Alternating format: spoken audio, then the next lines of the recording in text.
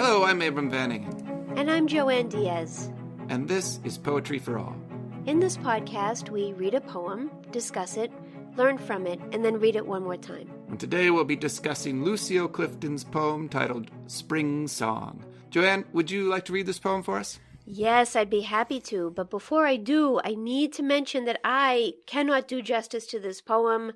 Lucille Clifton was a force unto herself. She was a magnificent reader of her own work.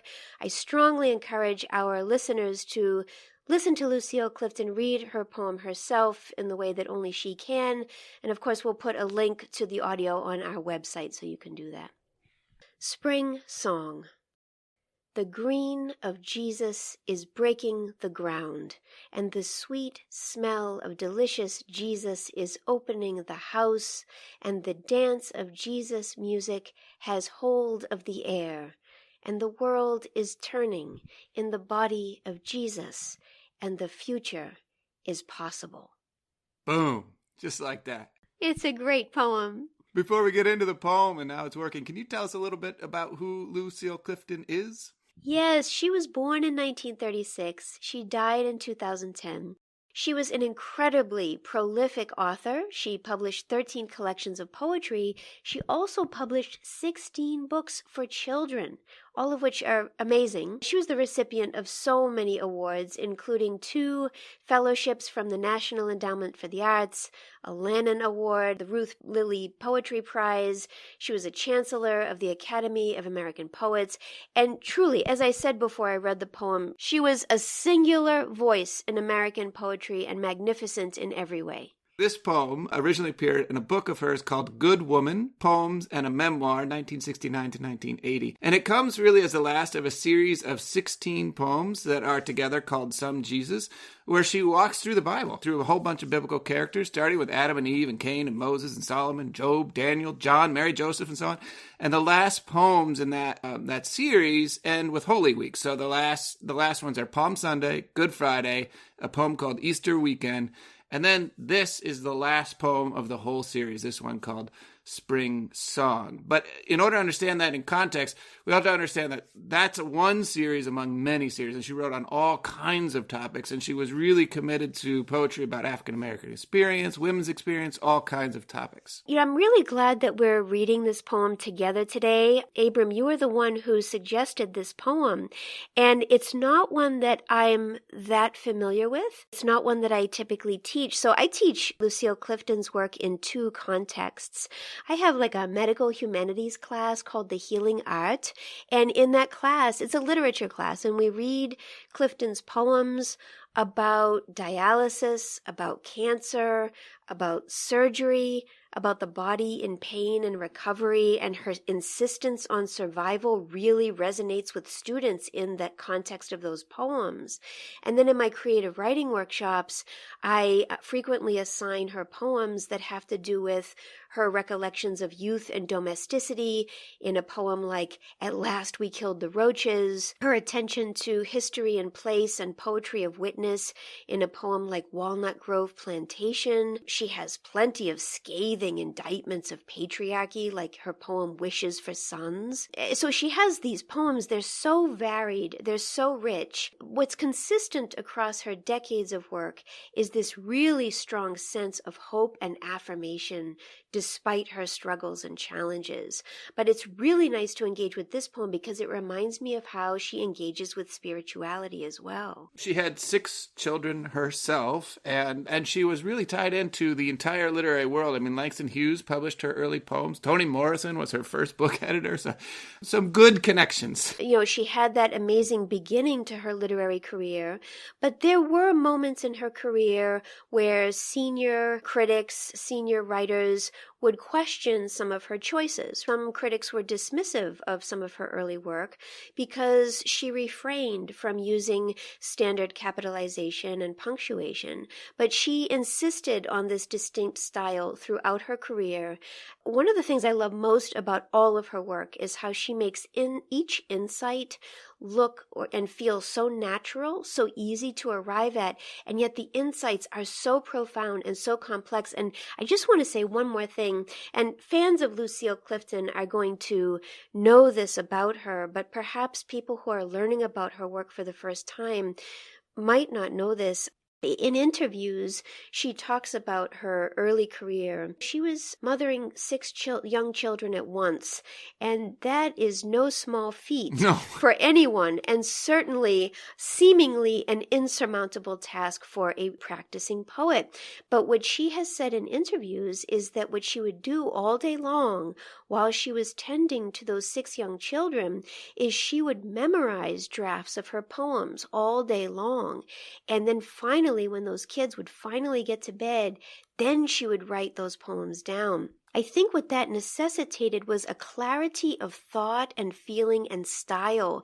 We look at these very tight, short poems of hers, and if you think about that background as you read these poems, you can really have an appreciation for the sense of urgency and clarity in them. I think one of the things that this poem brings out is that incredible sense of joy that she's able to convey, and even in poems that are quite difficult sometimes. She has, as you said earlier, she never gave up on hope. She never gave up on joy in the midst of real struggle and real strife, which she was also very clear-eyed about. And in this poem, joy is a hard thing to do for poets, I feel like. It's hard to get it across without being sentimental. It's hard to get it across without being just sort of, without sounding a little naive sometimes. And one of the ways that I've seen it done well is with a certain use of repetition that comes out as almost a kind of incantation. And here, the word repeated 4 times in this short poem is Jesus. And I think it's worth thinking about what is the work of that word in this poem. And so I love this poem because if you went to Sunday school as a kid, as I did, Jesus was the answer to everything. It would be like who met God in a burning bush? And the first answer would be like, some kid would be like, Jesus. But actually, no, that was Moses. Sorry, but Jesus will be the right answer soon. So you get that in this poem. It's just like the green of Jesus, the smell of Jesus, the dance of Jesus, like just Jesus is all over the place, Yeah. And it's just her way of, it's like a word that stands in for joy, for abundance, for fullness, for new life. And yes, this is the last poem. It comes right after this poem she wrote on Easter. So there is certainly this connection to resurrection, this connection to Jesus springing up into new life. Yeah. But I don't think that for the sake of this poem, you have to believe in, say, the bodily resurrection of Jesus to get the joy of this poem. This is a poem that's just about the newness and new life. I love what you're saying, and it really helps me think about, again, because this is such a tight poem, every word matters, every phrase matters, every line break matters, even more. So that helps me understand even just the first couple of lines, the way she sets this poem up. The green of Jesus is breaking the ground. Isn't that a wonderful couple of lines? There's so many things happening. Very simple, but not simplistic. Actually very rich. The green of Jesus. We can hear the assonance of the E. The green of Jesus is breaking the ground. I can hear 2 really strong beats that she's setting up in each of those lines. And for the most part throughout this poem, even if there are multiple syllables, there's this really strong downbeat twice in each line. It's very nice. And then look what she does. The green of Jesus is breaking the ground, and the sweet smell of delicious Jesus is opening the house. Ooh, let's just stop there. First, Jesus is green, breaking the ground. What does that do for you as a reader? For me to think about it this way, the breaking the ground, you could say the green is rising from the ground, the green is springing from the ground. The idea that it's breaking the ground, there's this slight sense of violence in that first couplet. Yes. The green of Jesus is breaking the ground. It's got to do something that's a little difficult in order to come to life here. But then as soon as we've done that, we move to this banquet scene, this sweet smell of delicious Jesus opening the house. And for me, what I see happening as we move through the poem is there's really 3 concrete images at the beginning here. The green of Jesus breaking the ground, that's grass. Sweet smell of delicious Jesus, that's food. The dance of Jesus, music, right? So there's this music. And for me, it's this image of somebody walking up to a house for a feast. And we've just had the poem on Easter, and so you get the sense that like this is the Easter banquet meal after the service is over. And the first thing they see is the lawn and the new green grass is coming up. And then they open the door to the house and it's filled with this rich smell of food. And then they hear the music that's filling the whole place and it's a party. And I get that sense of progression into the party through the first three sort of concrete images of this poem. Sensory imagery is so important here. So I love what you're saying about the breaking of the ground. There's something so visceral, so primal about that image.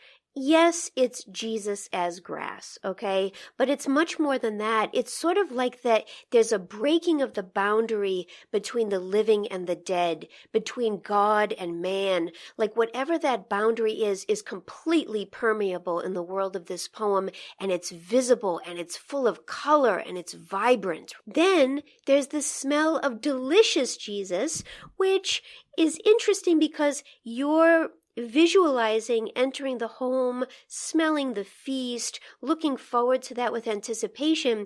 I'm also thinking of Jesus's body as a sacrifice for us as well. And the celebratory nature of the dance of Jesus music has hold of the air.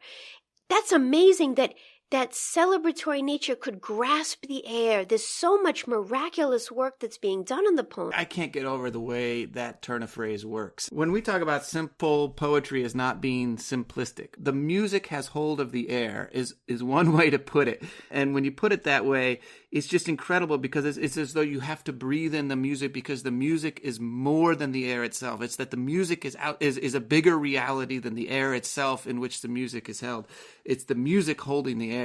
And the way that phrase comes right before it, the dance of Jesus music. Jesus modifies both the dance there, the dance of Jesus, and music. It's Jesus music. And so the way even she positions these words, she creates this incredibly, this is very few words in this poem, very few turns, and they're all very simple words. And yet it does this incredible work of giving you this scene of a house filled with joy. So you already talked about the repetition of the word Jesus. The word that is also repeated frequently in this poem is and. She uses and multiple times. It's as if everything in this poem is accumulating and building upon what we've already learned. So every sense builds upon the next, and it's so layered. The sweet smell of delicious Jesus is opening the house, and the dance of Jesus. Music has hold of the air, and the world is turning in the body of Jesus.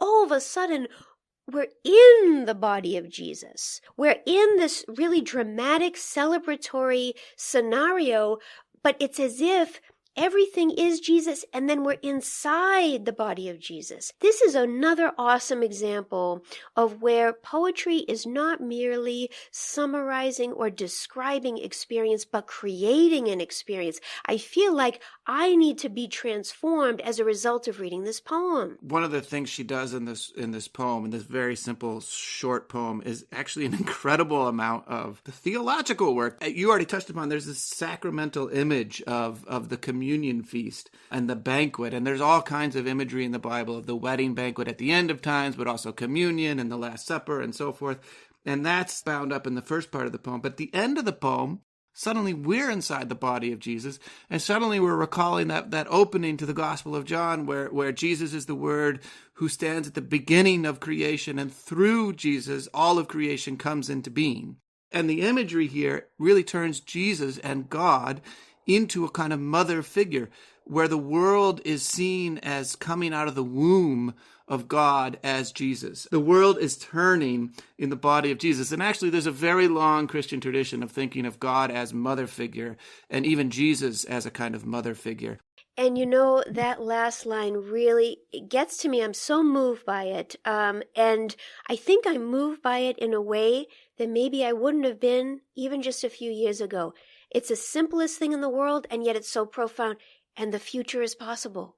Because of everything Lucille Clifton has articulated in this poem, The future is possible. Can you talk about where this poem lands and why that's so incredible? I think this payoff line is incredible because, first of all, it's not just the last line of this poem, it's the last line of the whole series of biblical poems that she wrote here. In the book. In the book. So it's the payoff to the whole series. The future is possible. Just 4 simple words. And when you hear her read this poem, she pauses before she says that last line. And she even inserts a word once when she reads it. She says, children, the future is possible. To think about that in context. So if you were to say that, the future is possible, to say a wealthy, well-off, comfortable sort of congregation, it wouldn't have the same sort of resonance. Of course, the future is possible. The future is an expectation. It's not necessarily a hope. But I had a pastor, Pastor Thurman Williams, who I'll never forget. He used to preach and minister in Sandtown in Baltimore, which is a very difficult neighborhood there. And he did more than his fair share of teenage funerals. And he once said to our congregation here in St. Louis, he says, when you minister to teenagers who do not expect to live past the age of 25, or who expect to be either dead or in jail at the age of 25, who do not have that kind of hope, they live very different lives when that's the future that they expect. And if you think about reading this line in that context, after the joy of this poem and the resurrection of this Jesus, and then you get to this line and you say, the future is possible, then it has a very different resonance. It's a very different sort of expression of hope, and it's incredibly powerful. And there are those who Clifton wrote a great deal of poems to, she wrote a great deal of children's books to, who need to hear precisely this line. I am so moved by this poem. With everything that we've said, should we read it again? Absolutely. Spring Song. The green of Jesus is breaking the ground, and the sweet smell of delicious Jesus is opening the house, and the dance of Jesus' music has hold of the air, and the world is turning in the body of Jesus, and the future is possible. Thank you for reading that again. What a beautiful poem. And thanks to Boa Editions for granting us permission to read this poem, which you can find in the collected poems of Lucille Clifton. To learn more about Clifton, please visit our website at poetryforall.fireside.fm. And please subscribe to Poetry for All wherever you get your podcasts. Follow us on Facebook, Instagram, and Twitter. And please leave us a review and let us know how we're doing. Thank you for listening. Thank you.